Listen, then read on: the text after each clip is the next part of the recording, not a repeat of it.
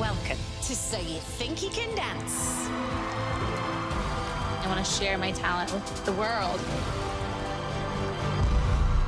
I dreamed of this exact moment for so long. Why can't we stay like this forever? You have just set a new standard for So You Think You Can Dance. What an important piece of work.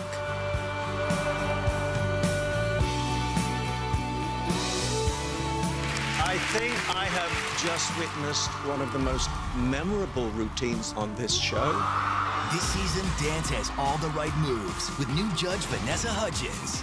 Girl, you are a star. And everyone's favorite, Mary Murphy. That's the first time I've ever cried over a ballroom routine in the history of this show. It was like 50 Shades of Dance.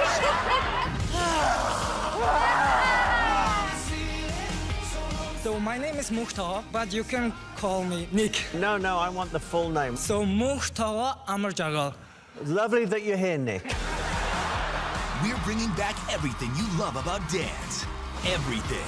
I'm back! So be there when we crown America's favorite dancer. Don't miss So You Think You Can Dance, premiering Monday, June 12th on Fox. I was saying that this is very scary for me to host a segment with a really, like, an Emmy nominee host herself, so. Well, I think you will do a fabulous job, Now, definitely. don't judge me, but give me tips after. Fine. Okay, I will. I'll be very honest. Yes. Backstage, I was telling Kat how big of a fan I am of So You Think You Can Dance. Do we have some fans in the house? Yeah. I love this show so much. Which I replied, I love it too. I really, really love it. And I hope that's what comes across, actually, because I never feel like I'm going to work when I go and do my job. I'm so lucky and I absolutely adore it. And the kids who are on it are amazing and do things that I couldn't even dream of in my wildest dreams. So to be a part of it is amazing. And with 14 seasons now. Crazy. It is. That deserves a round of applause. Another one. 14 seasons. Wow. I know. I do feel a little bit like a dinosaur, though, sometimes, Lee. I feel like I was probably walking the land when, like, velociraptors were around and stuff. Because some of the kids come on the show and they're like, I've been watching the show since I was 8. I'm like, never say that again. Don't darken my door again. But it's funny. It's such a part of people's lives now. We have an audience that... I religiously watch the show and never falter from it. So it's due to them, really, that we've been going for 14 seasons and that I'm still doing a job I love. So it's great. Yeah, what do you think makes the show so special that it keeps bringing viewers back summer after summer? I think the kids are really amazing. The talent that we find is incredible, and every season the bar is raised. But I also think that what the producers do so well on the show is they tell a story too with the different, with the girls and guys that come on. And I think they're really good at telling that story and how the kids develop every week and how they get better every week. And essentially what that does is the narrative that runs through is dance, but essentially it's about an entertainment show and connecting with people at home, because if the guys don't connect with people at home, they're not going to pick up the phone and vote for them. So that's our job too. But I think that everybody just wants to connect with another human being, essentially. So they love hearing those stories, the people at home, but also you've got these amazingly talented people that you and I could never do some of the things that they do. Yeah, don't have me try to do No. some of those. And you guys find incredible talent, where we were saying backstage that half the pros on Dancing with the Stars are from So You Think You Can Dance. Yeah, no, it's true. We find incredible people, and then we kind of, So You Think You Can Dance is almost like a university for dancers. It's like a rite of passage a little bit. So it's a hothouse, and then they get used to doing a live TV show all the time, and so they come on in leaps and bounds, which then means that they're perfect for other dance shows, which we love. I mean, while other people are watching, Dancing with the Stars and World of Dance, that means that people will still want to watch our show too. So we love the fact that there's more dance shows out there, and we love the fact that our kids are on them. Yeah. And you know you had Jenna Dewan-Tatum, who's now World of Dance. She was on So You Think You Can Dance as well. She was a guest, right? She was a guest judge, and she also performed with Travis. Yeah, Travis. She did the most incredible piece that he choreographed too. He's a clever. Oh, he's clever. He's so clever. I literally say to him, "Oh, I just wish you were a bit more talented. Just wish you were a bit more talented." That was all. But he was so smart and intelligent, and he did this amazing choreography. And then she came on and performed it too, and she is incredible. Add to that the fact that she's stunningly beautiful as well, and you just couldn't take your eyes off the pair of them. The chemistry that they had together was magnificent. Yeah, and that's kind of what makes the show special, is that chemistry you see between, I know you guys do all-stars and contestants, and sometimes the contestants dance together. Yeah. What do you think makes for, the perfect dance? Why do you think some of these dances are viewed millions of times on YouTube the day after? I think it's a real mixture of things. And it doesn't happen all the time, but it's when every little bit of the puzzle comes together. So it's when, lighting, hair, makeup, costume, music, choreographer, dancer, they all fit together and something magical happens, and you get the hairs on your arms stand on end and you get chills. And then when I walk out afterwards and I look down at the audience and they forget to blink and then tears roll down their face, and you suddenly realize that actually dance is an art form. And like any great piece of art, it should be able to physically move you. And when the magic happens, and it's not all the time, but when the magic happens, there's something. It's making me go funny now just talking about it, because it just brings all those memories back. But it's I stand there and I think, oh, that will be remembered forever. Yeah. Do you have a favorite dance from 14 seasons? Oh, I have so many. I mean, I loved the addiction routine with Capono. Some of the openings to the show have been incredible because we get the chance to pre-record them. So they go into full hair and makeup, and Travis's routines are always beautiful. Mia Michaels has done amazing routines too. Sonia Tyre, I mean, who can forget? She did those amazing routines with the two girls. So I think it was Sasha and Mel, season 8 or something, and Lady Gaga threw her shoe at them not because it was bad, but because that was a thing that they used to do in olden times, where if they saw an amazing performance, the audience would throw their shoes. It was a real sign of pleasure. Mm-hmm. And so she threw these giant armadillo shoes. Do you know those Alexander McQueen ones that look like hooves almost? So we kind of ducked them because it would have completely taken me out. But then the girls each took one home, actually. And I know Mel's is on her mantelpiece. That's great. It was really cute. Nice prop. Yeah. And the great thing about the show, too, is that you discover so many musicians, too. You guys use music in the dances that tend to explode on Spotify now and all that. Yeah, absolutely. And also then we also used to have a music act on the show, too. So I think Lady Gaga's performance was one of the first performances she did here. Sia, I think, too. Sia. It's amazing how people can really connect when everything is just perfect and the stars align. It's amazing how dance and music can move people. And so what can we expect from the season coming up? I know you guys you have already done all the auditions, correct? Yes. How many cities did you go to? We actually only did 2 cities this season. We did LA and New York, because now so much of it is people being invited to come and audition online, obviously. The audition process has kind of changed a little bit. We always get wild cards, though, turn up that we had no idea that they were coming, and they kind of blow our mind.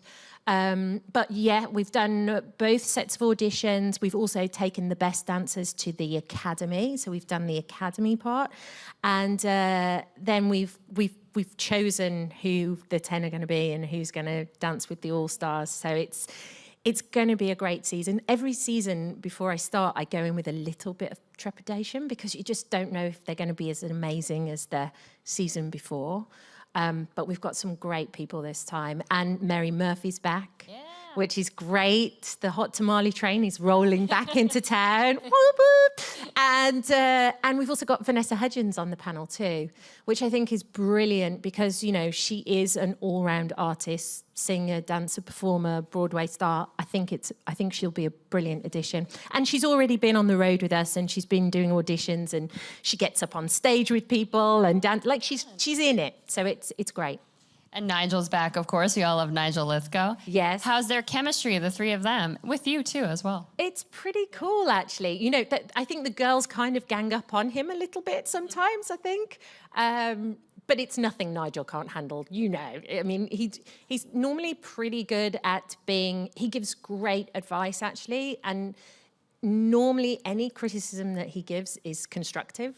And I think that's really good too. You know, the whole idea is that you learn as quickly as possible. So they've got a nice dynamic together, actually, all three of them. That's great. Yeah. And what's the age bracket like this year? Because last year you guys did kids. Are kids still allowed to audition and be a part of the show, or is it young adults? No, this is adults again. So I think it's 18 to 30. I think. So we've kind of gone back. We've gone old school again, which is really nice too. We all really enjoyed doing the kids season because it was so different and it was completely new. But it's nice to have the adults back again too. Yeah. Well, that's a good segue into your other show, which features kids and adults. Yes. Kat has a new hosting gig, another one. So it's Big Stars, Little Star. Yeah. So tell us about this. Okay, so it's basically, if you can imagine, Mr. and Mrs. meets Kids Say the Darndest Things and put the two of them together. So it's basically celebrities and their kids, they come on the show. And sometimes they say hilarious things. Sometimes they say the sweetest things ever. Sometimes they embarrass their parents. Most of the time they embarrass their parents. But it's a really, really fun show to do, actually. Yeah, it premiered last night. Yes, it did. It went out on USA. Yeah. So what kind of celebrities have you had so far? Who's been there? We've had a couple of Backstreet Boys. We had Brooke Burke. We had Mario Lopez, who was so funny with his little girl, who talked about him wearing a wig, which obviously he doesn't wear a wig, but it's just in her own head. There was a guy who played for the Cubs as well, who came on with his son, and we said to them, "What does Dad say to you all the time?" And the dad turned around and went, "Turn off your iPad." And the kid turned around and went, "I love you." Aww.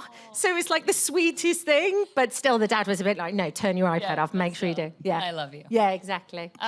What's the difference for you in hosting a show like this versus hosting So You Think You Can Dance? Well, this show is actually pre-recorded. So it is a bit different. With So You Think You Can Dance, because we're live, you just go along with whatever happens, which I love, actually. I like the feeling of live TV. I love it when the adrenaline pumps. The only thing I always get scared about is making it from the back of the stage to the front of the stage in the ridiculous shoes I wear. I'm always a little bit like, "Oh, please, just don't let me fall this week. Just not this week." And I get to the front and I'm like, phew, I made it. Fell, right? Have you? Not on that show. I have on other shows, though. But because I started off doing live TV, so I did live TV 3 hours every single week, 52 weeks a year, and I did it for 8 years.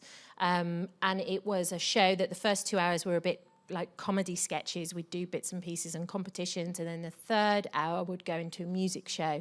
We'd get 5 to 7 live bands on. We'd have 300 kids in the audience.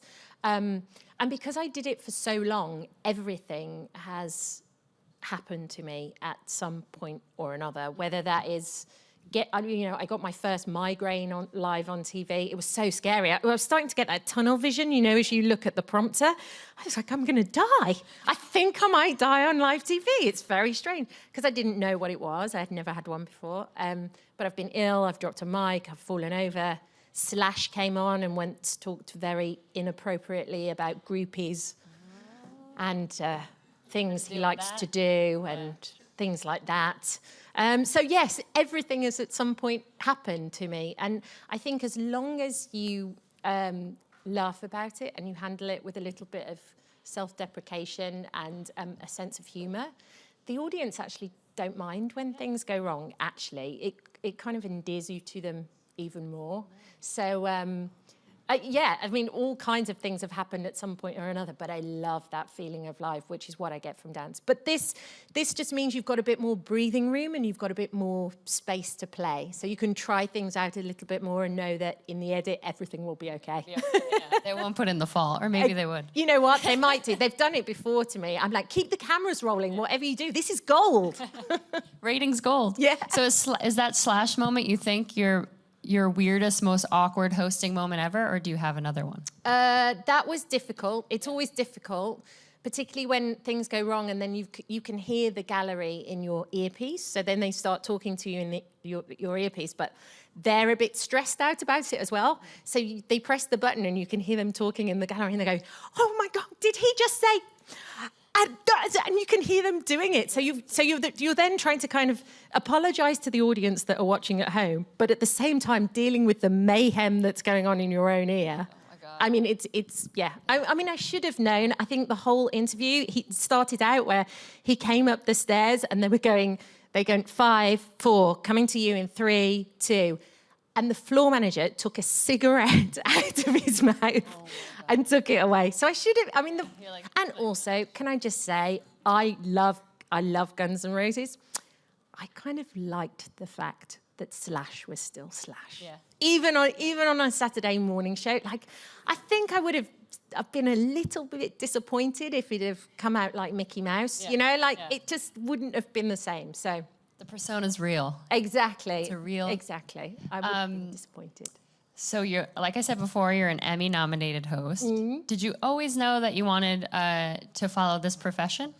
No, I really wanted to when I was a kid. When I was about 7, there was a show back at home called Blue Peter.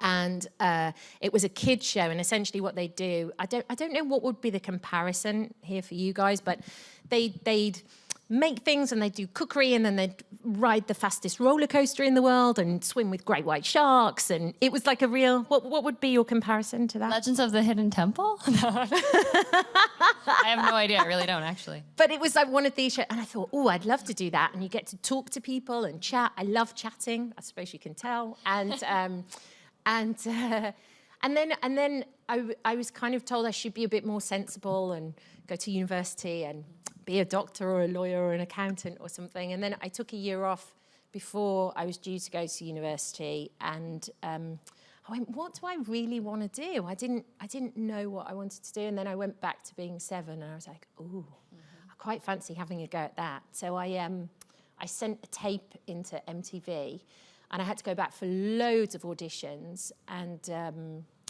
then until it got to the point where they said, okay, you've 95% got the job. We're just going to throw you live on air, like TRL almost, the version of, and we did it. But it's strange because I didn't.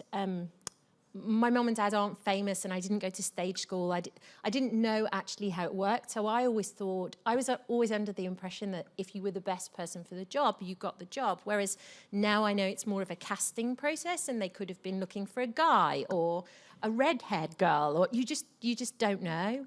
And I would have given up. If I hadn't have got it, I would have gone, oh, well, I'm no good at this then. So it's weird. Yeah, it's very weird. Yeah. So you're like my favorite host ever. Well, you're like kind of like my idol in a little way. No, I'm going to blush really badly now. I get so embarrassed. Thank you. Oh, so sweet. But I do want to open it up to the audience for some questions. Hi, Kat. Hello. Thank you so much for being here. I wanted to know, there's so many different styles of dance on the show. Yeah. Are there any that, like, while they're happening, you're just so interested in the choreography? I mean, there always are. But I think that when it gets really interesting is when they mix styles together now. Because after having 14 seasons, we've seen so many different styles. But when you can fuse the two styles, like, you know, mixing contemporary with hip hop to maybe a piece of classical music, then it kind of, it bends your brain in a really interesting way. And I think that's when it's at its very best. Yep. Who's next? Hi. Hello. Hi. Hi. I was just wondering, you've obviously had experience hosting a number of different shows, but is there a type of, like, a particular show or a genre of show that you'd eventually like to be a part of that really interests you? Oh, you know what? Anything where I talk to people. I love talking to people. I love finding out their stories. I think I'm just nosy. I prefer Inquisitive, maybe, but I like people, and I like finding out what makes them tick, and I like working out how they've got to the place where they are. I really enjoy, you know, I don't fist bump people or Purell myself. Like, I'm normally head to toe covered in 250 people's sweat, you know, like that's what I do. So, yeah. Yeah, after that dance, you put your arm around them in your designer clothes, all sweaty. Oh, yeah.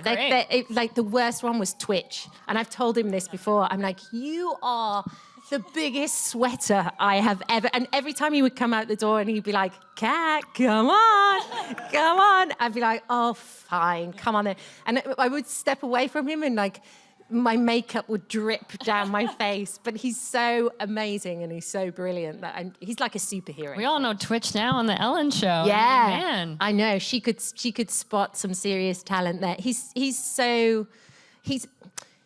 like this gentle giant. He does this thing where he's so charming and funny and twinkly, and then the music comes on and he just goes like this, and his chest comes out, and he turns into this superhero. Yeah. So yeah, he's a superhero DJ now for Ellen. I know. I used to love when he'd come out on stage and you'd say, "Here's Twitch." I know, totally. Real fans love that. Okay, last question. Hi, I'm a huge fan of the show. How does like this season differ with Vanessa Hudgens being a judge? Well, we've got to wait and see when we get to the studio, obviously. But it's like I was saying to Lee, she's got involved right from the word go, because I think she was doing the same thing not too long ago. She was auditioning, she was trying out, and I think, you know, as an actress and a singer and a dancer, she's kind of got the whole package. And she knows what it's like. You go from job to job to job, and you have to audition for the next role, and she knows how tough that is. And I think that'll be something that she'll be able to communicate with them, and also draw on her own experiences. I think she's going to be good. She's been brilliant already. There's a guy actually coming up called Luke in the audition shows, and he looks a little bit like Austin Powers with glasses, and he does this crazy dancing, and she gets up on stage and gets right in there, dances with him. It's great. Oh, I love that. Yeah. Well, when does So You Think You Can Dance come back? June 30th? Yes, June 12th or 13th. There we go. Where? And then we have your other show, Big Star, Little Star, is on Wednesdays at 9. Yeah, that's it. You're on TV all summer. We can't wait to see you. Yeah, it's very good. I'm monopolizing things a little, but it feels good. Great. Well, thank you so much for being here. Thank you, guys. Thank you. Thank you very much.